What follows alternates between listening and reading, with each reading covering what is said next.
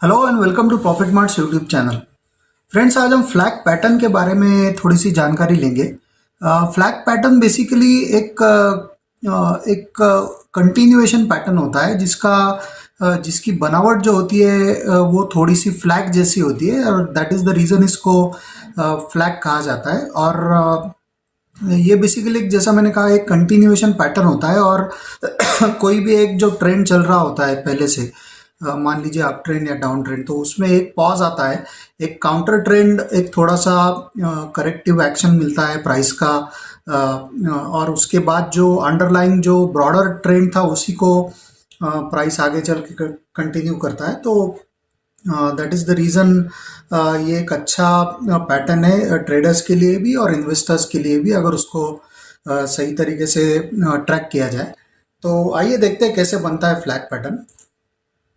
जैसा कि आप स्क्रीन पे देख पा रहे होंगे कि ये एक टिपिकल फ्लैग पैटर्न है जो कि एक अप ट्रेंडिंग मूव में हमको हमेशा देखने को मिलता है।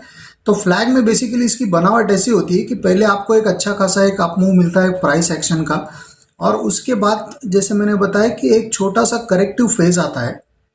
तो ये फेज़ ऐसा नहीं होता कि इसमें कोई बहुत बड़ा सेल ऑफ हो या एकदम से बड़ा कुछ फॉल आ जाए, इस तरह का ये करेक्टिव एक्शन नहीं होता। तो ये ग्रेजुअल डिक्लाइन होता है प्राइस का। और जैसा कि हम जानते हैं कि कोई भी प्राइस अगर अप मूव कर रहा है और उसमें अगर स्ट्रेंथ है तो वो यूजुअली उसके प्रीवियस स्विंग के 23 या 50% से ज़्यादा नीचे रिट्रेसमेंट उसका होता नहीं है। तो वही लॉजिक यहाँ पे भी हम देख सकते हैं क्योंकि जिस तरह से इसका एक अंडरलाइंग ट्रेंड जो होता है ऊपर का, उसमें एक पॉज आता है। उसके रीज़न कई सारे हो सकते हैं कि स्टॉक थोड़ा सा टेक्निकली ओवरबॉट हो जाता है या बहुत शार्प स्पैन में एक अच्छी खासी प्राइस एक्शन हमको स्टॉक में देखने को मिलती है। और दैट इज़ द रीज़न जो स्पेकुलेटर्स होते हैं या शॉर्ट टर्म ट्रेडर्स होते हैं वो थोड़ा सा घबराते हैं उसमें नया पोजीशन लॉन्ग इनिशिएट करने से। और एक हल्का फुल्का प्रॉफिट बुकिंग भी इसको कह सकते हैं जो। तो इन सारी वजहों से ये स्टॉक्स ये छोटा करेक्शन हमको बेसिकली स्टॉक में देखने को मिलता है। और ये जैसा कि आप देख पा रहे होंगे कि बहुत एक ग्रेजुअल करेक्शन होता है, कोई बहुत बड़ा सेल ऑफ नहीं होता। और इस छोटे से करेक्शन के बाद फिर से हमको एक अच्छा खासा एक अपमूव देखने को मिलता है, जिसकी शुरुआत हम आइडेंटिफाई करते एक ट्रेंड लाइन प्लॉट करके जो करेक्टिव फेज था।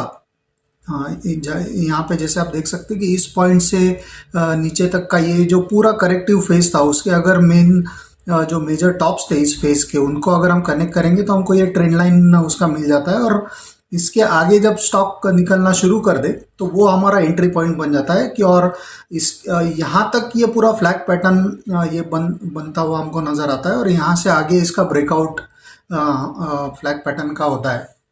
तो ये हमारा एंट्री पॉइंट बन जाता है और यहाँ से आगे फिर एक अच्छा खासा अपमूव हमको एक्सपेक्टेड होता है बेस्ड ऑन द पैटर्न। तो उसी मोमेंटम को राइड करने के लिए बेसिकली हम यहाँ पे एंटर होते हैं।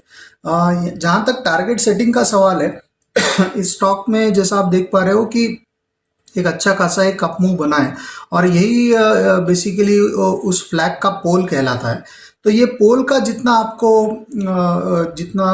बड़ा स्विंग आपको मिलेगा, मान लीजिए ये अगर स्विंग 100 रुपये का अगर स्विंग होगा और उसके बाद ये करेक्टिव एक्शन हमको मिला है और जहाँ पे फिर हमको ब्रेकआउट मिल रहा है, once you confirm the breakout, उसके बाद आप उसका जो स्विंग होता है नीचे का लो ऑफ द स्विंग, वहाँ से उसको अगर आप एक्सटेंड करेंगे उसी पोल के डिस्टेंस को जो कि 100 रुपीज़ था, तो यहाँ से आगे फिर 100 रुपये फ्रॉम दिस बॉटम ऊपर में 100 रुपये आपको आप कैलकुलेट कर सकते हो। और ब्रॉडली वो आपका एक टारगेट बनता है उस फ्लैग पैटर्न का, जो कि इस केस में बुलिश फ्लैग है क्योंकि जो स्टॉक का अंडरटोन ऊपर का था और एक करेक्टिव फेज आया था जिसको हमने उस डिक्लाइन को हमने यूज़ किया एंटर होने के लिए। और क्योंकि अंडरलाइंग ट्रेंड स्टॉक का पॉजिटिव है, तो जैसे हमको उस फ्लैग पैटर्न का ब्रेकआउट मिलता है तो हम उसी लॉन्ग पोजीशन में एंटर होके फिर ऊपर की तरफ उसको राइड करते हैं। तो इस तरह से बुलिश फ्लैग पैटर्न बेसिकली बनता है और इस तरह से उसके टारगेट सेट किए जाते हैं। बेरिश फ्लैग पैटर्न इसके एग्जैक्टली इसके उल्टा होता है। जैसा कि हमने देखा था कि प्रीवियस स्लाइड में ये पूरा अप मूव उसमें चलता है, और यहाँ पे हम देख पा रहे हैं कि एक कंसिस्टेंट एक डाउन मूव इस स्टॉक में चल रहा है, और कंप्लीटली एक बेरिश अंडरटोन है। और उस बेरिश अंडरटोन में एक काउंटर ट्रेंड छोटा सा opposite to the underlying broader trend, एक छोटा सा ऊपर की तरफ एक पुल बैक स्टॉक ने अटेम्प्ट किया है। तो वो यूजुअली सस्टेन नहीं होता, क्योंकि ब्रॉडर जो अंडरलाइंग ट्रेंड उसका चल रहा है वो थोड़ा सा बेसिकली वीक ही है। तो दैट इज़ द रीज़न यहाँ से फिर हमको एक पुल बैक देखने को मिलता है। लेकिन जैसा हमने पहले भी देखा था कि बुलिश फ्लैग में जो डिक्लाइंस होते हैं वो सस्टेन नहीं होते, उसी तरह से ये बेरिश फ्लैग में जो पुल बैक्स आते हैं वो सस्टेन नहीं होते ज़्यादा, और वो थोड़े से वीक पुल बैक होते हैं, और उसी को हम यूज़ करते हैं अगले शॉर्ट ट्रेड के लिए। तो जैसे हमको उस फ्लैग पैटर्न का जो पुल बैक मिला है बेरिश फ्लैग पैटर्न में, हमको जब हम इसके मेजर लोज कनेक्ट करेंगे तो फिर हमको हमारा एक एंट्री पॉइंट मिल जाता है उस शॉर्ट पोजीशन में। अगर हम एंटर होना चाहे तो यहाँ पे फिर हम एंटर हो सकते हैं जब ये इस ट्रेंड लाइन को ब्रेक करके उसके नीचे सस्टेन हो जाए क्लोजिंग बेसिस पे। तो वो हमारा एंट्री पॉइंट होता है शॉर्ट पोजीशन के लिए, और फिर उसको हम राइड कर सकते हैं ऑन द लोअर साइड। तो बेसिकली ये एक बेरिश पैटर्न है, और दैट इज़ द रीज़न इसको बेरिश फ्लैग कहा जाता है। तो ये जो पहले हमने देखा था उसका एग्जैक्टली उल्टा इमेज है ये। तो ये बेरिश फ्लैग है, वो बुलिश फ्लैग था। तो इसका टारगेट सेटिंग भी उसी तरह से होगा जैसा हमारा पोल का जितना डिस्टेंस है, जैसा हमने प्रीवियस एग्जांपल में देखा। मान लीजिए ये अगर 100 रुपये का डिस्टेंस है, तो उसी डिस्टेंस को हम इस पुल बैक का जो टॉप हमको मिला था वहाँ से अगर नीचे एक्सटेंड करेंगे तो फिर हमको एक टारगेट प्रोजेक्शन मिलता है कि कहाँ तक ये अनफोल्ड हो सकता है और कहाँ तक का इसका पोटेंशियल है ऑन द लोअर साइड इस बेरिश फ्लैग का। तो इस तरह से उसके टारगेट सेटिंग हम कर सकते हैं।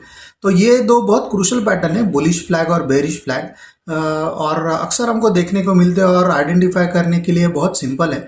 ऐसा कोई उसमें बहुत ज़्यादा डिफ़िकल्ट नहीं है कि इसको हम अच्छे से रीड ना कर पाए, तो ऐसी कोई बात नहीं है। बिल्कुल आप एक दो बार इसका कंस्ट्रक्शन, इसका पैटर्न, इसका फॉर्मेट एक बार समझ लेंगे तो आपको ये प्राइस चार्ट पे बहुत क्लियरली विजिबल हो जाएगा, और आप आसानी से उसको आइडेंटिफाई करके उसको अपने ट्रेडिंग में या इन्वेस्टमेंट्स के लिए यूज़ भी कर सकते हो। ब्रॉडर चार्ट पे अगर हम यही सारी चीज़ें यूज़ करेंगे मंथली, क्वार्टरली या ईयरली चार्ट्स पे, तो ये इन्वेस्टमेंट के लिए भी उतना ही इफेक्टिव हो जाता है। और ट्रेडर्स के लिए जैसा शॉर्ट टर्म के चार्ट्स होते हैं, डेली टाइम फ्रेम है या 60 मिनट, 30 मिनट या उस तरह के टाइम फ्रेम पे अगर यूज़ करेंगे तो ट्रेडिंग पॉइंट ऑफ व्यू से भी ये यूज़फुल होता है। तो इस तरह से बेसिकली फ्लैग पैटर्न बनता है, और इसका बहुत ज़्यादा इंपॉर्टेंस है। तो यही आज की वीडियो का हमारा मकसद था कि आपको इसके बारे में, इस फ्लैग पैटर्न के बारे में थोड़ी सी जानकारी देना। तो आज की वीडियो में इतना ही। Thank you for watching.